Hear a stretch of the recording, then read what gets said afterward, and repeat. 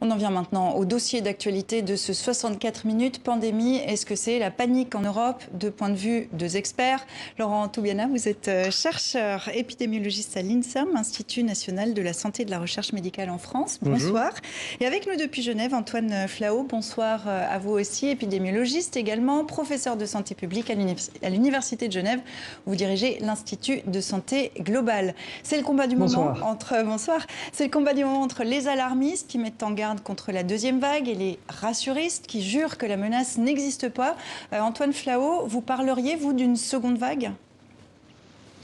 Oui, je pense qu'on peut désormais parler d'une seconde vague qui émerge en Europe, en particulier dans le sud de l'Europe. Je dirais presque même, en commençant par l'Afrique du Nord, le Maroc et la Tunisie ont également des tendances qui sont du même genre.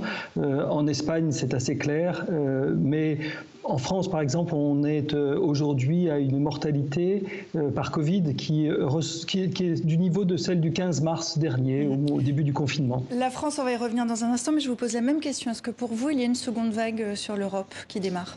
Pour moi, la théorie de la seconde vague est une conjecture depuis le début. Donc, je n'y crois pas du tout. Et cette ça probabilité... veut dire quoi, qu'on est sur la première vague encore ou Non, il y a eu une période épidémique entre mars et mai. Ensuite, comme dans toutes les épidémies, il y a des cas sporadiques qui continuent à se propager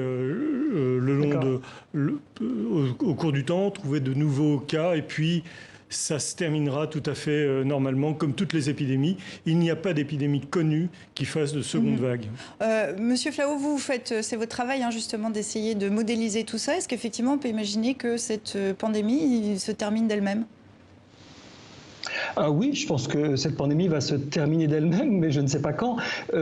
Pour vous montrer, il y a eu une seconde vague épidémique cet hiver en Australie. Ce que j'appelle cet hiver, c'est au mois de juillet, août et septembre, l'hiver austral, absolument. Et on voit une pression extrêmement forte du virus sur l'Argentine en ce moment, qui est en fin d'hiver. Et également, il y a eu une vague très forte en Afrique du Sud. Donc je pense que comme Laurent Toubiana, on ne peut pas prédire, c'est très difficile de prédire l'avenir. Nous, on se permet de prédire à 7 jours au niveau de l'Institut de santé globale avec les écoles polytechniques fédérales de Lausanne et de Zurich. On n'ose pas aller au-delà de 7 jours parce que ce n'est pas très précis après. Alors on va voir, sans aller aussi loin, on va voir, pardonnez-moi, ce qui se passe maintenant. On voit que l'Europe impose des mesures sanitaires de plus en plus importantes. On le voit en Angleterre, en Espagne, notamment à Madrid. Et puis regardez cette carte de la France avec ses nuances de rouge. On a le rouge écarlate en Guadeloupe et dans les Bouches-du-Rhône également, où des centaines de personnes se sont rassemblées ce matin devant le tribunal de commerce de Marseille pour protester contre les décisions du gouvernement, des mesures évidemment de fermeture des bars et des restaurants. Ces mesures vous paraissent-elles proportionnées, Laurent Toubiana ? Absolument pas. Elles ne sont pas proportionnées, elles sont même disproportionnées. À l'heure actuelle, nous voyons effectivement, on a fait énormément de tests. Ces tests, il y en a extrêmement peu de positifs, environ, on va dire 5%, pour faire vite, il y en a moins de 5%. Mais 5% des cas, ça veut dire 95% des cas négatifs, et sur les 5% restants, 95% ne sont pas des gens malades. Donc, vous voyez, ça fait quand même très peu de gens malades, et une épidémie sans malades, c'est quand même un peu exagéré de mettre, si vous voulez, autant de mesures extrêmement fortes et liberticides dans un pays. Au rayon des mesures, il y a un pays qui a décidé de repasser au confinement, c'est Israël. Une semaine après son entrée en vigueur, il devient encore plus strict. Les autorités ont décidé de fermer les synagogues, de limiter davantage les rassemblements. La fermeture de l'aéroport de Tel Aviv est même envisagée. En France, le Premier ministre a lâché le mot. Si nous n'agissons pas, et nous allons agir, si nous n'agissons pas, on pourrait se retrouver dans une situation proche de celle qu'on a connue au printemps. Et ma responsabilité... Ça veut dire reconfinement. Ça pourrait dire reconfinement. Alors, de plus en plus de voix s'élèvent pour affirmer que le confinement et les mesures drastiques en cours ne sont pas déterminants pour maîtriser l'épidémie, voire même que les mesures actuelles sont disproportionnées compte tenu du faible danger que fait courir le virus. Antoine Flao, est-ce que vous pensez qu'il y a une psychose à l'heure actuelle ? Non, je pense que il faut être très courageux aujourd'hui pour être un politique et prendre des décisions. Elles sont difficiles, très difficiles, elles ne sont pas populaires. Il y a plusieurs modalités de confinement. L'Australie, je vous ai dit, cet hiver a connu une forte vague avec une mortalité 3,5 fois supérieure à celle de la vague qu'ils avaient connue entre mars et mai. Et ils ont dû reconfiner toute la région de Melbourne, de 5 millions d'habitants. Donc les confinements ne sont pas nécessairement d'ailleurs complètement nationaux, mais la situation était devenue incontrôlable.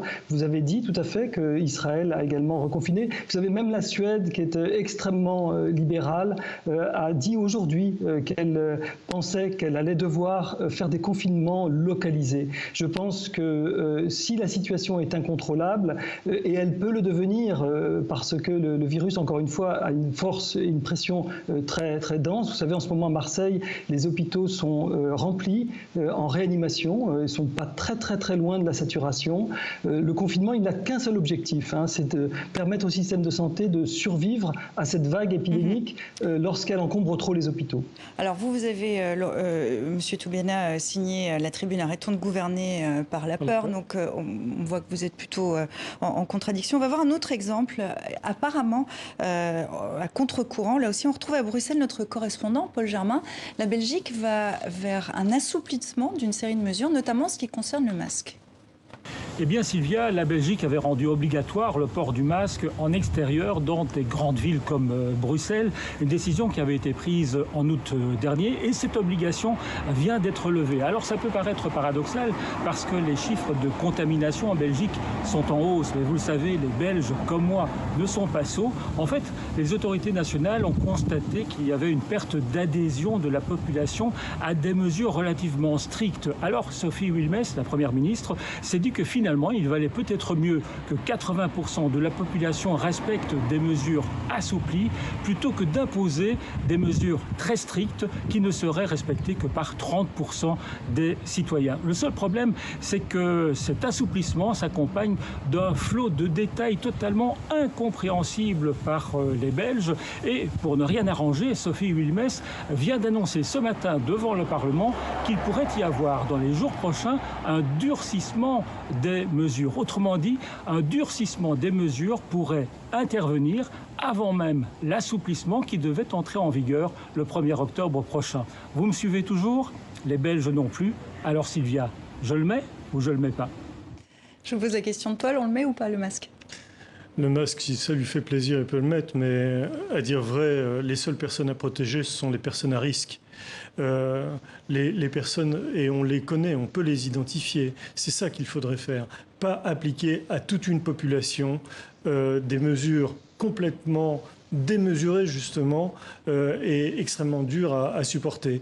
Maintenant, j'aimerais quand même dire quelque chose sur Israël. Israël n'a pas eu de première vague. Ils sont en train de mettre en place...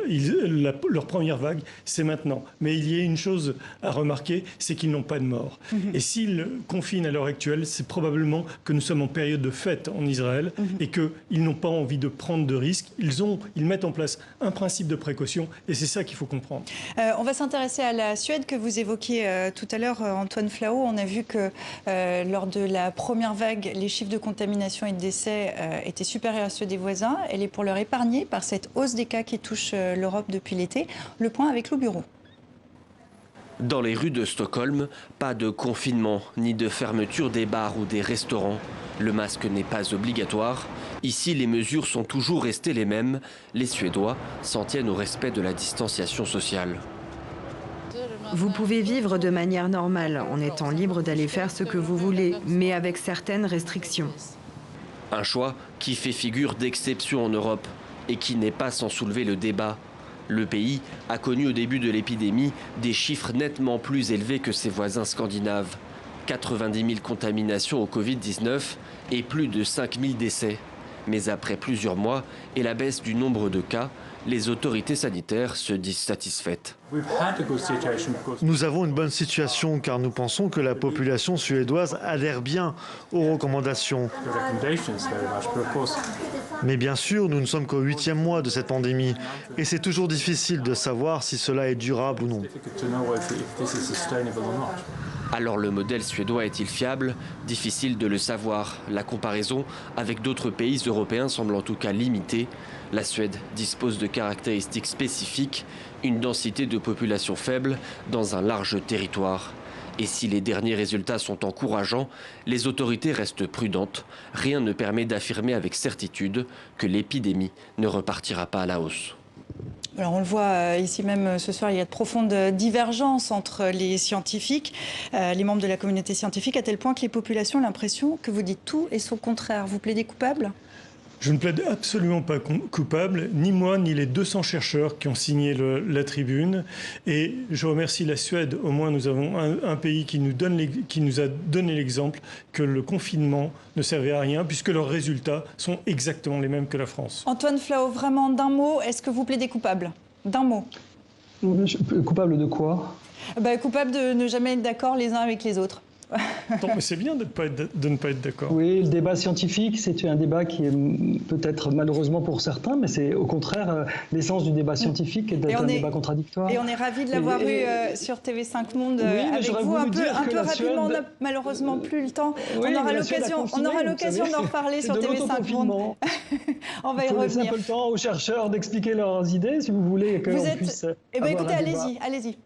Oui, écoutez, la Suède a confiné, c'est un autoconfinement. En fait, il y a eu exactement les mêmes conséquences et le même succès du confinement suédois. C'est un confinement responsabilisant, participatif. On a demandé aux gens de rester chez eux. D'ailleurs, on demande toujours aux gens de rester chez eux. On favorise le télétravail et c'est extrêmement important. Et ils ont vraiment adhéré. Mais on ne s'invente pas suédois immédiatement comme cela. C'est une culture. La Suède a plus de 10 ans d'espérance de vie en bonne santé supérieure à celle de la France. C'est une culture qu'on n'a pas en France parce qu'on ne laisse pas assez de temps aux chercheurs pour l'expliquer. On aura l'occasion d'en reparler avec vous deux. On prendra plus de temps. Merci infiniment à vous deux d'être venus débattre sur TV5 Monde.